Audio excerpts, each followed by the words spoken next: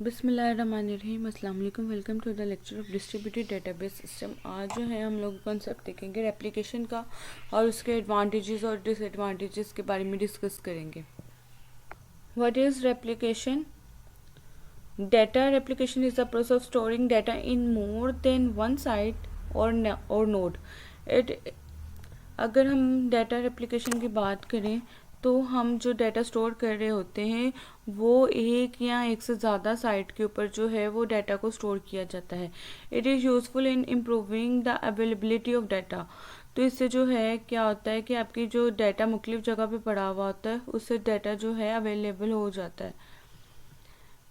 हर जगह data available होगा तो आपके लिए इजी हो जाएगा कि उसको आप आपके लिए अवेलेबिलिटी उसकी इंक्रीज हो जाएगी।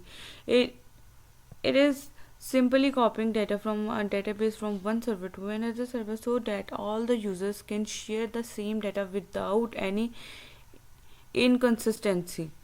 सर्वर के ऊपर जो है एक ही डाटा की जो है कॉपी पड़ी हुई होगी, इससे क्या होगा कि हर जो यूज़र जो है वो सेम डाटा को एक्सेस कर रहा होता है विदाउट any inconsistency। ठीक है। The result is distributed database in which users can access data relevant to their task without interfacing with the work of other। तो इस तरह ये होता है कि हर जो भी बंदा जो है डाटा के ऊपर काम कर रहा होता है तो वो एक यूज़र के साथ इंटरफेरेंस नहीं होगी। मैं इसकी आपको एग्जांपल देती हूँ। जैसे हम कहते हैं हमारे पास 35 GB जो है डाटा है। अब ये हमारे पास मुख्तलिफ जो है कंपनीज का डाटा, मतलब एक कंपनी का डाटा है, उस कंपनी ने क्या करना है, उसने डाटाबेस बना ली है और वो जो है डिस्ट्रीब्यूटेड डेटाबेस की स्ट्रेटजी की तरफ जाना है। और डिस्ट्रीब्यूटेड स्ट्रेटजी की क्या है, रेप्लिकेशन है हमारी। ठीक है। तो रेप्लिकेशन में क्या होगा कि आपका जो है हमारे पास यहाँ पे 4 या 5 साइट्स के ऊपर डाटा, हमने 4 साइट्स के ऊपर हमने डाटा को डिस्ट्रीब्यूट कर दिया। ठीक है। तो 35 GB डाटा जो है वो साइट 2 में पड़ा है, 3 में पड़ा है, 4 में पड़ा है और 5 में पड़ा हुआ है। ठीक, मतलब बात करने का ये है कि डाटा की जो हो एक कॉपी, आपको कंप्लीट डाटा की कॉपी एक आपकी साइट 2 में होगी और उसी डाटा की कंप्लीट कॉपी एक 3 में होगी, इसी डाटा की कंप्लीट कॉपी 4 में होगी और इसी तरह 5 में होगी। और वो जो डाटा है किसी भी कम्युनिकेशन नेटवर्क के थ्रू एक दूसरे के साथ जो है इंटर रिलेट कर रहा होगा। तो इस तरह की स्ट्रेटजी को हम लोग कहते हैं रेप्लिकेशन।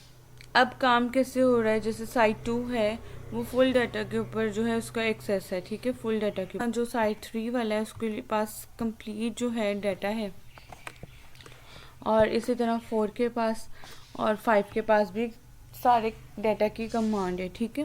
तो इससे अवेलेबिलिटी जो होती है वो इंक्रीज हो जाती है। इस वजह से भी अगर आपकी जो है साइट 2 डाउन हो जाती है तो क्या होगा, सपोज आपकी साइट नंबर 2 जो है वो डाउन हो जाती है तो उसको कहाँ, उसके नियर बाय जो साइट है वहाँ से डाटा रिसीव होना स्टार्ट हो जाएगा। ठीक है।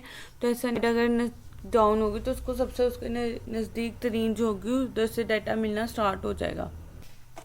तो अगर हम लोग एडवांटेजेस की बात करें, to provide a consistent copy of data across all the database nodes, हर नोड के ऊपर जो है इसकी जो क्या नाम है कॉपी है वो पड़ी हुई होगी।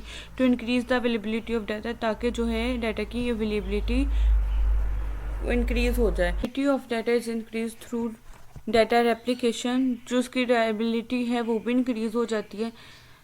तो data replication supports multiple users and give high performance।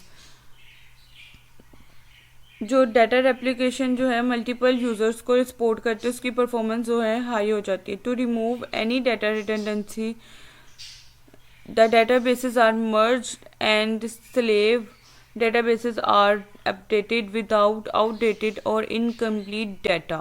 तो डाटा रिडंडेंसी है वो उसको रिमूव कर दिया जाता है इसके अंदर। Since all replicas are created, there are chance data is found itself where the transaction is executed, which reduces the data movement। To perform faster execution of queries, जो है queries की execution जो है वो faster हो जाती है।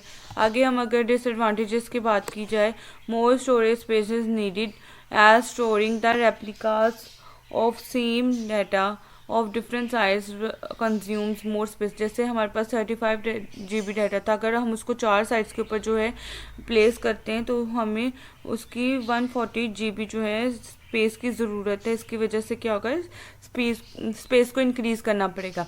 Data replication become expensive when the replicas at all different sites need to be updated। अगर एक डाटा जो है एक साइट पे जो है अपडेट कर रहे हो तो फिर वो थोड़ा एक्सपेंसिव हो जाएगा। Maintaining data consistency at all different sites involves complex measures। आपको डाटा की कंसिस्टेंसी को कायम रखने के लिए आपको बहुत सारे कॉम्प्लेक्स जो हैं वो मेयर्स को भी यूज़ करना पड़ेगा। तो इस लिहाज से अगर हम वो डिसएडवांटेजेस देख रहे हैं जो कि आपको डिस्ट्रीब्यूटेड डाटाबेस के अंदर फेस करने पड़ सकते हैं।